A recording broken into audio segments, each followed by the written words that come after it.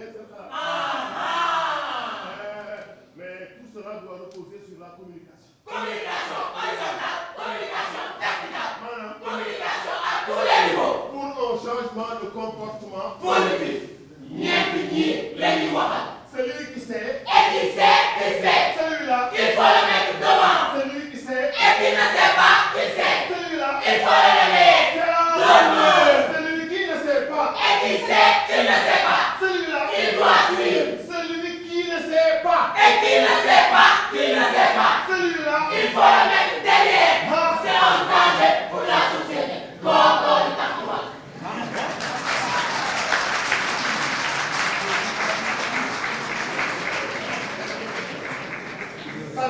Je pense que le message est très bien passé, aussi bien en Wolof qu'en français. Voilà. Mesdames et messieurs, nous allons donner la parole aux représentants des industriels, M. Boulaye Kamara, directeur qualité de l'environnement Senior. Monsieur le secrétaire général, représentant le ministre d'État, ministre des Mines, de l'Industrie, de l'Agro-industrie et des PME. Monsieur le président du COSFAM, Mesdames, Messieurs les directeurs, chefs de service et représentants des structures étatiques, Messieurs les directeurs généraux et représentants des sociétés industrielles, Mesdames, Messieurs les représentants des bailleurs de fonds et partenaires au développement, Messieurs les représentants des associations de consommateurs, Mesdames, Messieurs les invités. À l'instar d'autres pays membres de l'UEMOA, la cérémonie qui nous vaut l'honneur d'être réunis aujourd'hui consacre le lancement officiel de la production et de la distribution de l'huile comestible raffinée enrichie en vitamine A et de la farine de blé tendre enrichie en fer et acide folique. Elle constitue l'aboutissement d'un processus long mais combien fascinant, piloté par le gouvernement du Sénégal à travers le COSFAM, Comité sénégalais pour la fortification des aliments en micronutriments.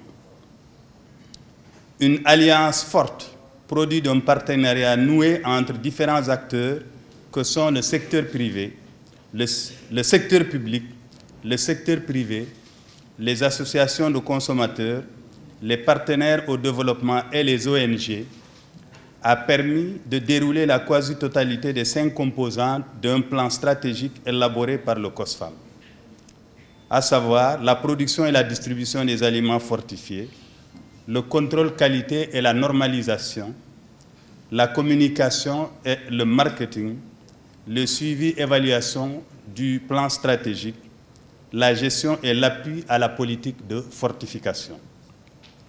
Parmi ces axes, la responsabilité du secteur industriel englobe la production des aliments fortifiés, leur conditionnement et étiquetage dans des emballages appropriés, la mise en place de bonnes conditions d'hygiène et de bonnes pratiques de fabrication, l'assurance qualité, la distribution des aliments fortifiés.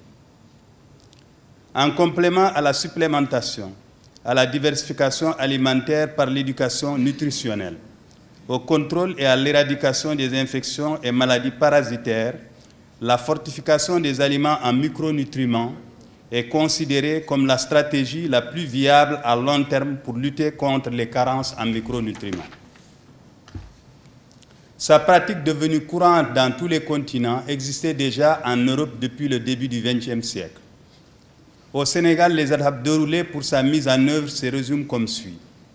Détermination du niveau de prévalence de la carence en micronutriments, identification de la population carencée, collecte et analyse des données sur la consommation des différents aliments vecteurs potentiels, identification des instruments alimentaires, support et évaluation de leur statut technologique, choix des aliments vecteurs appropriés, choix et évaluation du niveau de concentration des fortifiants, définition d'une technologie adéquate de dosage pour chaque procédé de fabrication, acquisition, mise en place des équipements nécessaires à l'adjonction des micronutriments sur les lignes de fabrication, achat du matériel de laboratoire nécessaire au contrôle de conformité des aliments, aussi bien dans les industries que dans les services et instituts spécialisés, homologation de normes qui déclinent les spécifications de chaque aliment, adoption d'une réglementation par le décret 2009-872 du 10 septembre 2009 rendant obligatoire l'application des normes sur les huiles comestibles raffinées enrichies en vitamines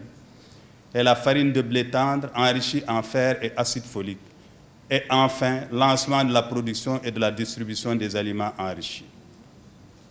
À ce jour, toute l'huile alimentaire industriellement produite au Sénégal est raffinée avant d'être enrichie en vitamine A.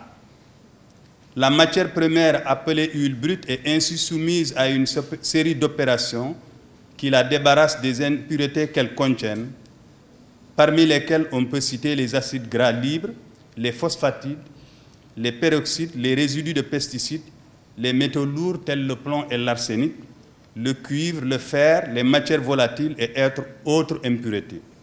C'est donc un produit fini, stable et comestible que la couleur, l'aspect, le goût et l'odeur rendent apte à la consommation, qui est enrichi à la teneur prescrite. De la même manière, la totalité de la farine de blé tendre industrielle fournie par les meuneries sénégalaises provient de grains de blé sain. Elle est préparée conformément au Code international d'usage en matière d'hygiène et aux principes généraux d'hygiène du Codex Alimentarius. Elle est exempte de micro-organismes ou de toute substance en provenance des micro-organismes, de métaux lourds, de substances radioactives, de pesticides et autres contaminants en quantité pouvant présenter un risque pour la santé. C'est donc aussi une farine saine de qualité alimentaire qui est enrichie en fer et acide folique à la teneur appropriée. La fortification de l'huile en vitamine A et de la farine de blé tendre en fer et acide folique coûtera aux industriels sénégalais impliqués plus de 800 millions de francs CFA par an. Ce surcoût est intégralement pris en charge par les industriels avec l'appui des partenaires au développement et des bailleurs de fonds, donc à ce jour sans aucune incidence sur le prix de vente des produits. Par ma voix, industriels sénégalais de l'huilerie et de la minoterie vous réitèrent leur engagement indéfectible à ne ménager aucun effort pour continuer à mettre à la disposition des consommateurs sénégalais des produits de qualité sanitaire conformes aux standards internationaux tels que déclinés par la commission mixte OMS-FAO et dans le respect strict des normes et de la réglementation sénégalaise. Ensemble, pour la production et la distribution en abondance d'huile comestible raffinée enrichie en vitamine A et de la farine de blé tendre enrichie en fer et acide folique. Ensemble, pour l'amélioration de la santé de la population sénégalaise. La santé de la population n'a pas de prix. Monsieur le secrétaire général, Monsieur le président du COSFAM, chers invités, je vous remercie de votre bien aimable attention.